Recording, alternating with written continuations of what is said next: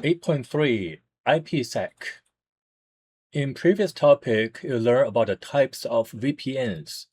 It's important to understand how IPsec works with a VPN. IPsec is a IETF standard that defines how a VPN can be secured across IP networks. IPsec protects and authenticates IP packets between source and destination. IPsec can protect traffic from layer 4 through layer 7. Using IPsec framework, IPsec provides these essential security functions: confidentiality, integrity, origin authentication, and diffie-Hellman. Let's discuss each of them. For confidentiality, IPsec uses encryption algorithms to prevent cybercrime from reading the packet contents. Integrity, the IPsec uses hashing algorithms to ensure that packets have not been altered between source and destination. Origin authentication, IPsec uses the Internet Key Exchange Protocol to authenticate source and destination. Methods of authentication including the pre-shared keys, digital certificates, or RSA certificates.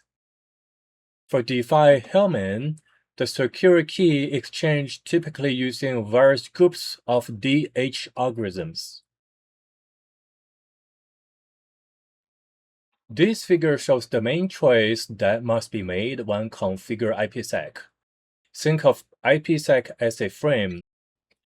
We select technologies for several different security functions. IPsec protocol, that's AH or ESP. AH stands for Authentication Header. That provides authentication and integrity, but does not encrypt the data. ESP means that's encapsulating security payload.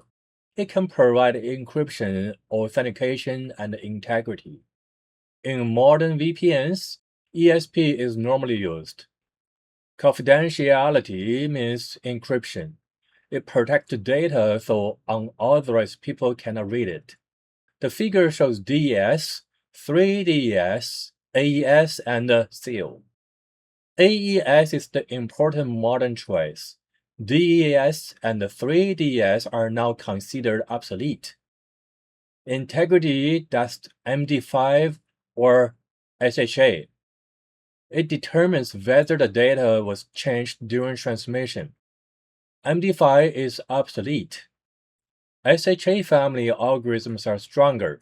Modern deployments use stronger SHA variants such as SHA-256. Authentication, that's PSK or RSA. It verifies the identity of the VPN peers. PSK means that's the pre-shared key. Both devices know the same secret key. For RSA, that use public or private keys and certificates. diffie-Hellman, that DH is for key exchange.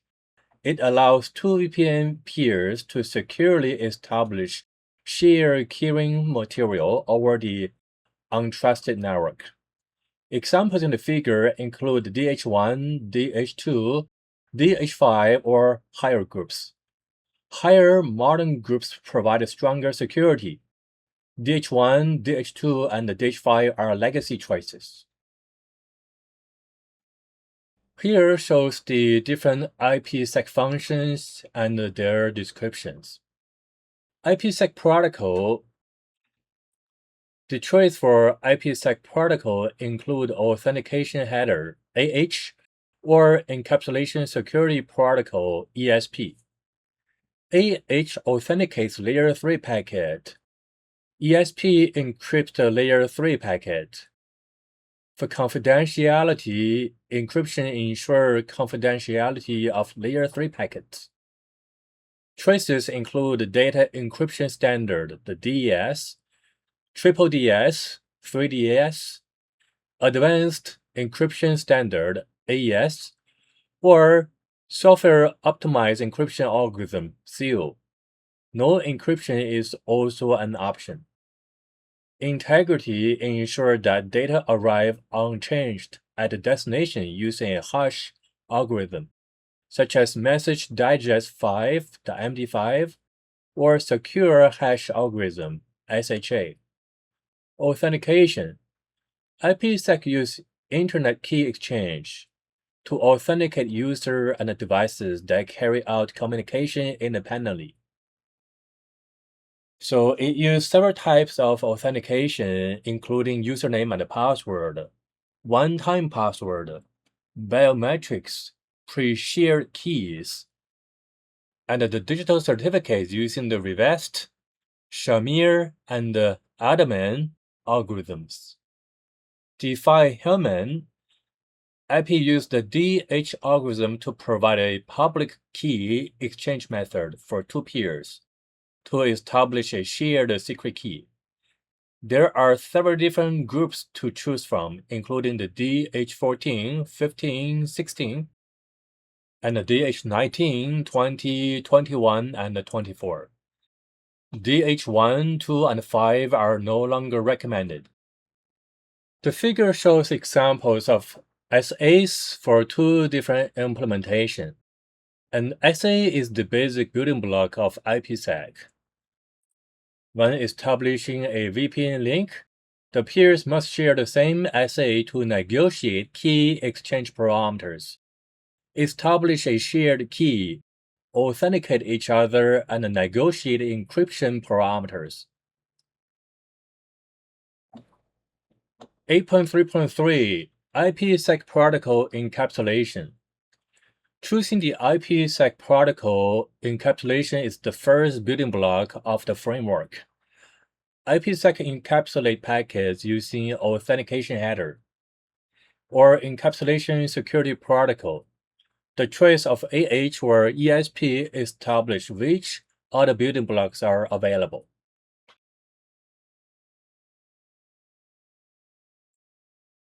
8.3.4 Confidentiality. Confidentiality is achieved by encrypting the data, as shown in the figure. The degree of confidentiality depends on the encryption algorithm and the length of the key used in the encryption algorithm. If someone tries to hack the key through a brute force attack, the number of possibilities to try is a function of the length of the key. The time to process all the possibilities is a function of the computer power of the attacking device. The shorter the key, the easier to break. A 64-bit key can take approximately 1 year to break with a relatively sophisticated computer. A 128-bit key with the same machine can take roughly 10 to the power 9 or 10 quadrillion years to decrypt. The encryption algorithm highlighted in the figure are symmetric key cryptosystems. Data integrity means that the data that's received is exactly the same data that was sent. Potentially, data could be intercepted and modified. For example, in the figure, assume that a check for $100 is written to Alex. The check is then mailed to Alex, but is intercepted by the threat actor. The threat actor changed the name on the check to Jeremy and the amount on the check to $1,000 and attempts to cash it. Depending on the quality of the forgery in the altered check, the attacker could be successful. Because VPN data is transported over public internet, a method for providing data integrity is required to guarantee that the content has not been altered. The hashed message authentication code, HMAC, is a data integrity algorithm that guarantees the integrity of the message using a hashed value. The figure highlights the two most common HMAC algorithms.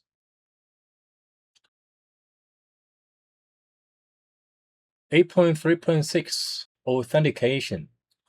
When conducting business long distance, you must know who is the other end of the phone, email, or fax. The same is true of VPN networks. The device on the other end of the VPN tunnel must be authenticated before the communication path is considered secure. The figure highlights the two peer authentication methods, PSK and RSA. The figure shows how two IPsec peers authenticate each other before establishing the secure VPN connection. The local side, the local router takes the authentication key plus its identity, the ID information. It processes this information using a hash algorithm. These produce an authentication hash, the hash L. The local router sends the authentication information to the remote peer. On the remote side, the remote router has the corresponding authentication key. It uses the received identity information and the same hash process to calculate its own hash. It compares its calculated hash with the received hash L. If the hashes match, the local peer is authenticated. If they do not match, authentication fails.